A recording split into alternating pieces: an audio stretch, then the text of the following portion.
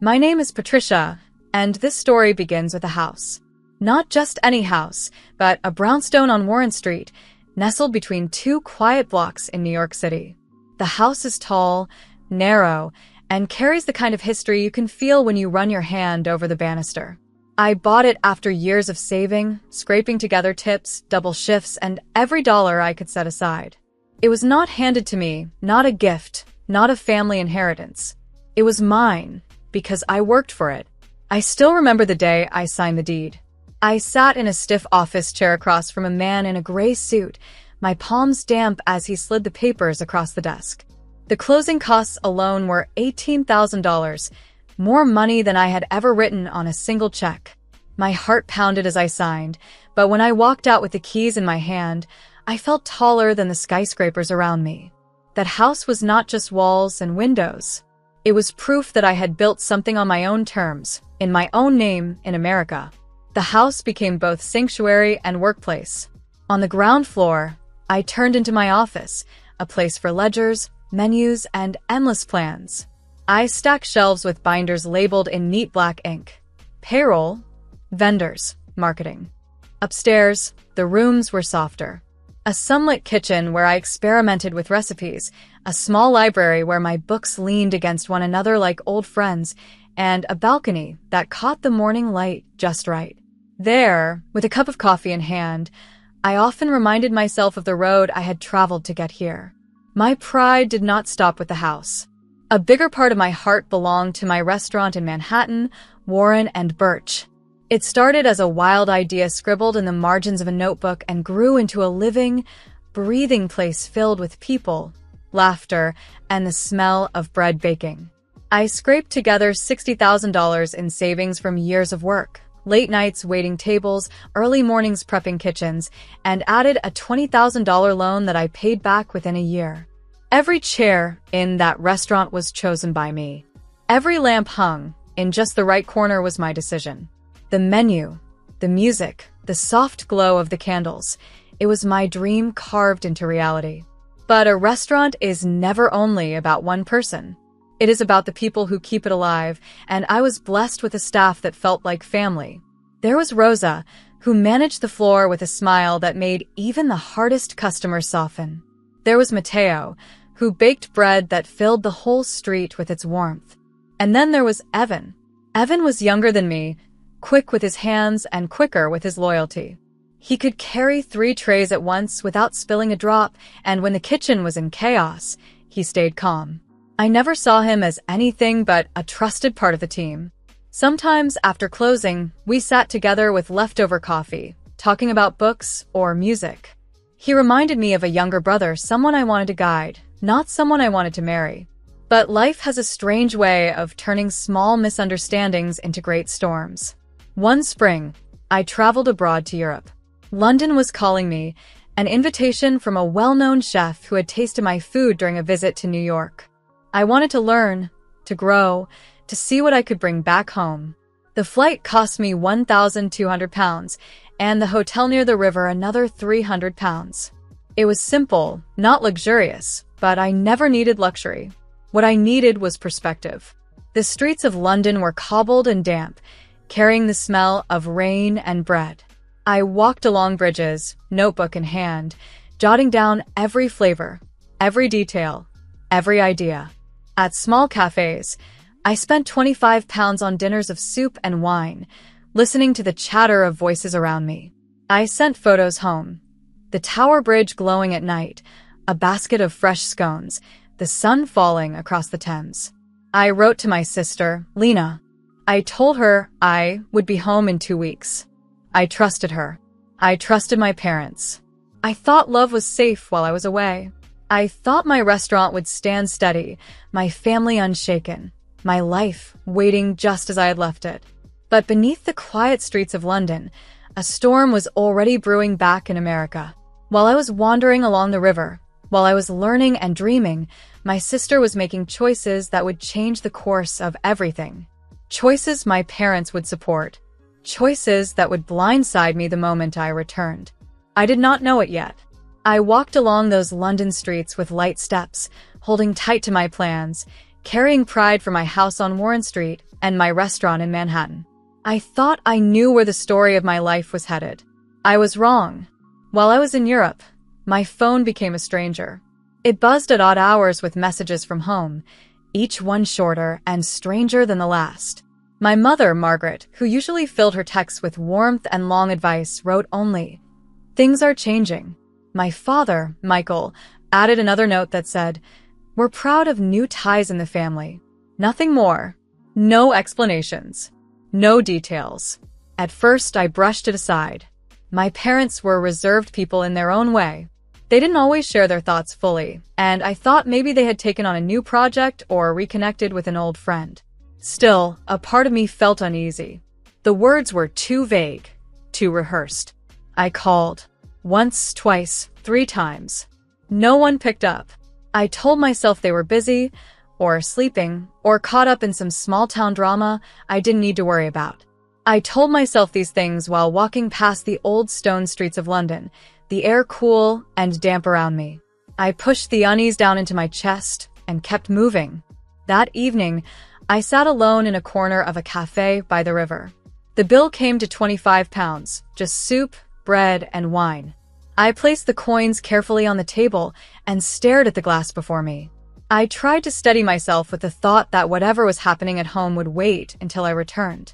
In 2 weeks, I told myself I would step back into America, back into my house on Warren Street, back into the kitchen of Warren and Birch, and everything would make sense again. But the truth doesn't wait for a plane ticket. The next morning, my phone lit up with a photo from Lena, my sister. She was standing in a gleaming dining room, chandeliers above her, gold-framed mirrors catching her smile. Beside her stood Evan. My Evan, or rather, the Evan who worked for me, who carried trays at my restaurant, who made jokes in the back kitchen while the rest of us were drowning in orders. His arm was looped around her waist, his tie too tight at his throat. Beneath the photo was a message. We did it. At first, I thought I was reading it wrong. I blinked. I stared. I waited for the words to change. But they did not. They sat there like sharp stones in my hand, unmovable and cold. I felt the air leave my chest. I sank down onto the bed of my small hotel room, my suitcase open at my feet, clothes spilling out like a life undone. I read the message again, then again. We did it. My mind began to race. Did she mean married? Engaged? A deal of some kind? And why was Evan standing there, smiling, as if this was the best day of his life? I scrolled quickly through my messages, searching for clarity. My parents had sent another line earlier that morning. My father had written, "We are proud to stand with them." My mother had added, "We're happy you will understand." But I didn't understand. Not at all. My parents had believed it. They had believed that Evan was my fiancé, a wealthy man who owned my restaurant. They had swallowed the lie whole, perhaps even encouraged it. To them, Evan looked like a man who could carry me into a future of money and comfort. And Lena, my own sister, stood at his side as though she had stepped into my life, into my place, wearing the role I never even wanted her to have. But here's the truth. Evan was not my fiancé. He had never been. He was my employee and my friend, and nothing more.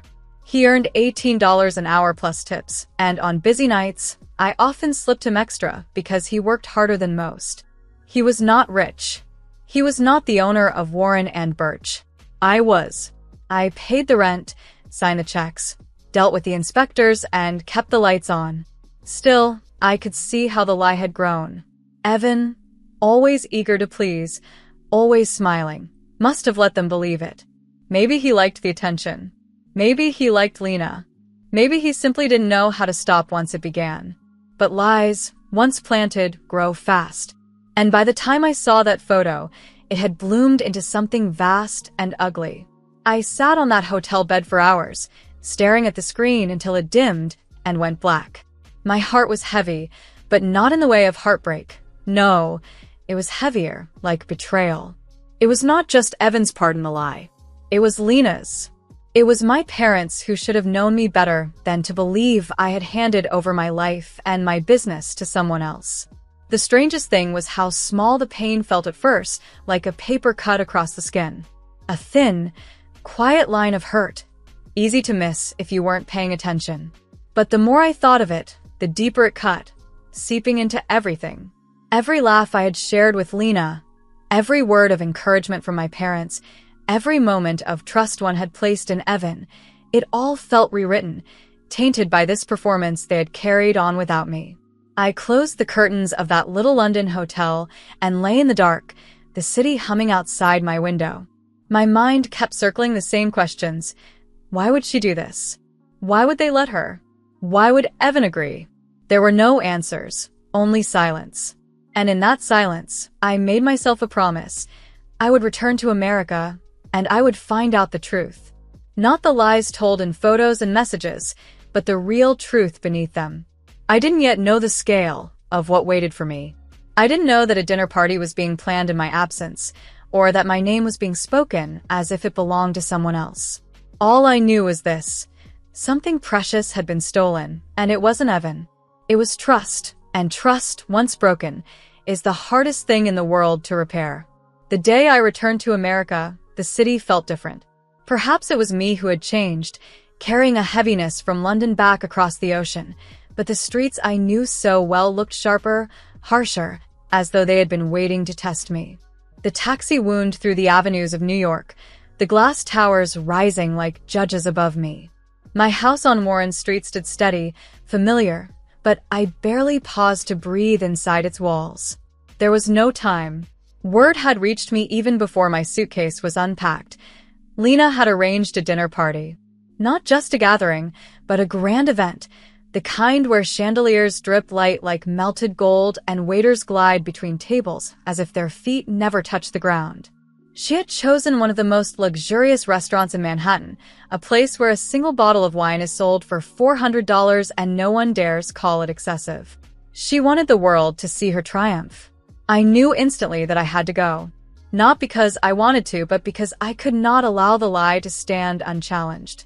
I would not let my parents, my friends, or my city believe a story written without me.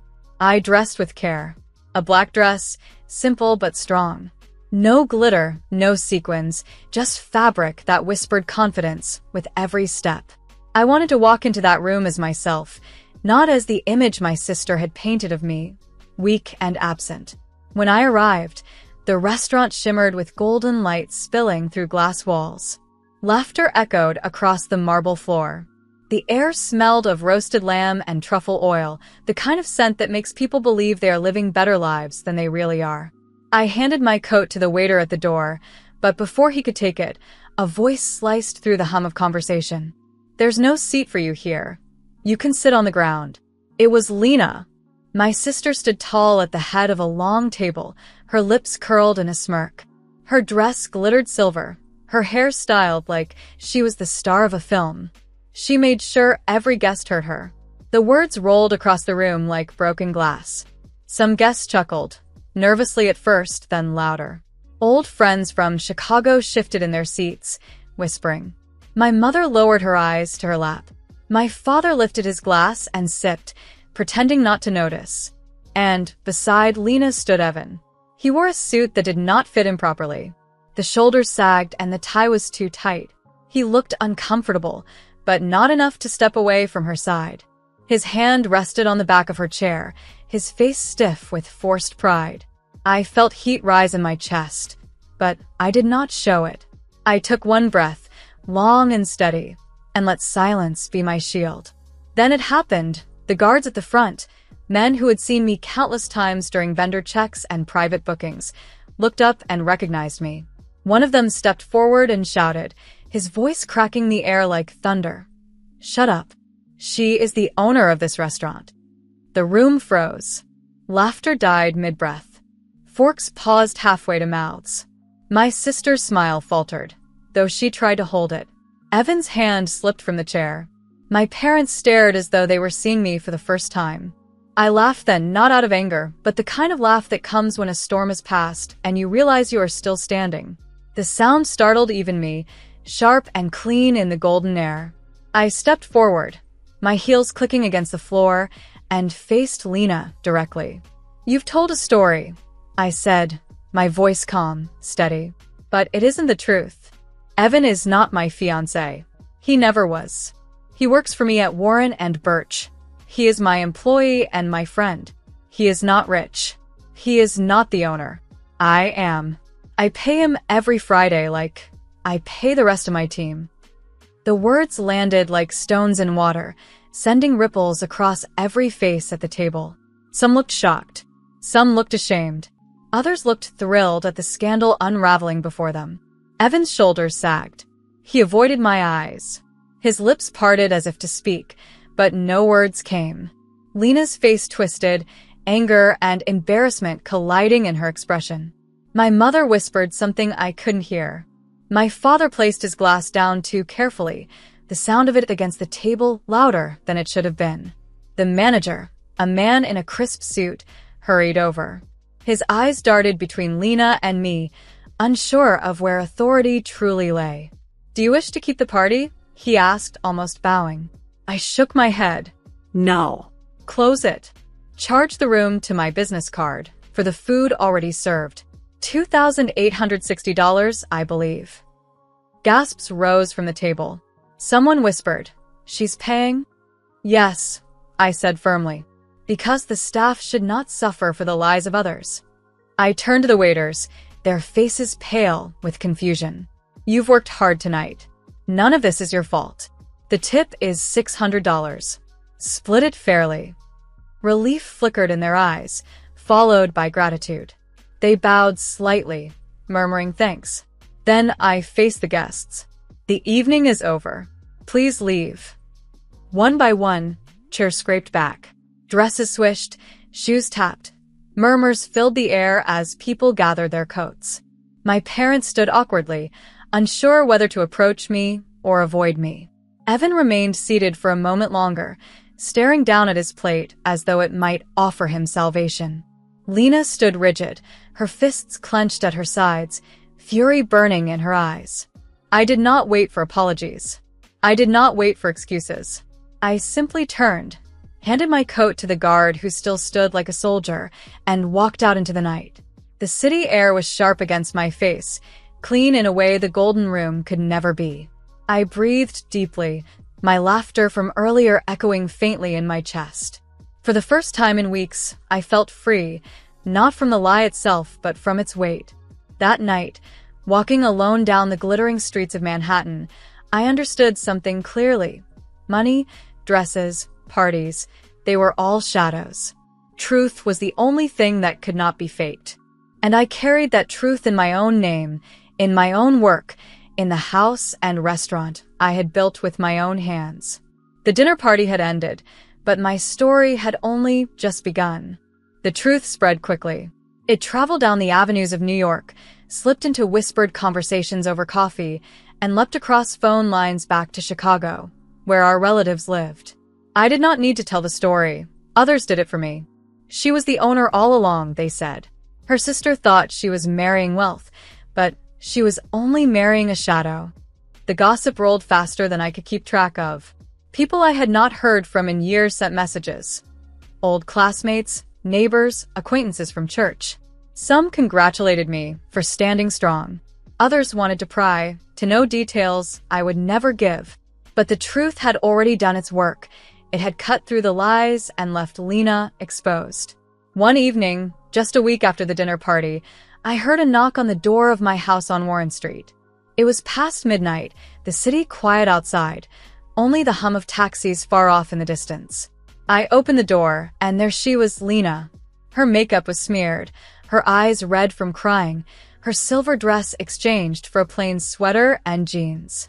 She looked smaller than I remembered, as if the weight of her choices had shrunk her. She begged. She wept. She told me she was sorry, that she had not loved Evan so much as she had loved the dream he represented. She confessed that she had seen him as a ladder, not a partner, a way to climb into the life she thought I had built but refused to share with her. "I married a dream, not a man," she whispered, her voice cracking in the night air. But apologies, once delayed, lose their power. I stood there listening, but the place in my heart where forgiveness should have been was empty. She had mocked me in public, laughed at me in front of strangers, and stolen the trust one had carefully built. Those wounds were not healed by tears on my doorstep. Within a week, Lena filed for divorce. Papers were drawn up swiftly, her marriage ending as quickly as it had begun. The man she thought was her escape turned out to be nothing more than an employee clinging to a story. As for Evan, he disappeared from the city for a time. No one saw him in the usual bars or on the subway routes he often took after shifts. A month later, I received a single envelope at the restaurant. Inside was a scrap of paper with just one line scrawled in blue ink. "I'm sorry. I was foolish." Nothing else. I folded the paper, placed it in a drawer, and sent him his final paycheck, $940, including overtime he had never claimed. It was my way of closing the door without slamming it. I did not hate him, but I could not keep him close. My parents tried harder than anyone to mend the cracks. They called me almost daily, sometimes together, sometimes separately, their voices heavy with guilt. My mother urged me to forgive Lena, reminding me that blood is thicker than water. My father pleaded with me to see past the betrayal, to remember childhood summers and holidays. But I could not. Forgiveness is not something you hand out like a receipt. It must come from the heart, and my heart would not bend. "I cannot give what I do not feel," I told them. "I will not pretend." So I left Lena alone, just as she had left me alone in that glittering dining room when she mocked me. I did not return her calls. I did not answer her letters. She was a stranger now, and strangers do not sit at my table. In the quiet that followed, I returned to what I knew best, work. Warren and Birch steadied me. The rhythm of the restaurant was a balm. The hiss of pans, the scent of bread rising, the clink of glasses.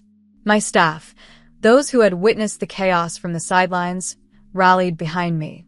Rosa managed the floor with sharper focus than ever. Mateo baked with pride, his loaves selling out nightly. And I, for the first time in months, felt in control again. But ambition does not stay still. Within a year, I opened a second place by the river. It was smaller, humbler, with a narrow bar and simple food that spoke more of comfort than luxury. I invested $45,000 into its bones, paint, plumbing, permits. For chairs, I scoured secondhand shops, buying them for $12 apiece, sanding and polishing them myself until they gleamed with quiet dignity. The nights there were different from Warren and Birch. They were softer, slower. The kind where couples lingered long after dessert, their hands brushing across the table, or where old friends raised glasses and shared stories. I often stood near the bar, watching, listening, the hum of voices wrapping around me like music. The best nights were never the loudest ones. They were the nights when the air felt warm and safe, when forks rested gently against plates, and the weight of truth hung in the room, invisible but steady. My guests didn't know the full story, but they tasted it in the care of the food, in the patience of the service. They felt it in the quiet strength of the woman who owned the place. Sometimes, guests would ask me why I smiled when others boasted about money. They would brag about salaries, houses in the Hamptons, and watches worth more than cars. And I would smile, not out of envy, not out of scorn, but because I knew something deeper. I would tell them, I went to Europe and learned a recipe. But when I came back to America, I learned about people. One lesson makes soup. The other makes a life. And that is where I chose to leave it, not in bitterness, not in revenge, but in truth. I kept my house. I kept my restaurant. I kept my name. And I kept my quiet, knowing that sometimes the greatest strength is not in holding others close, but in knowing when to let them go.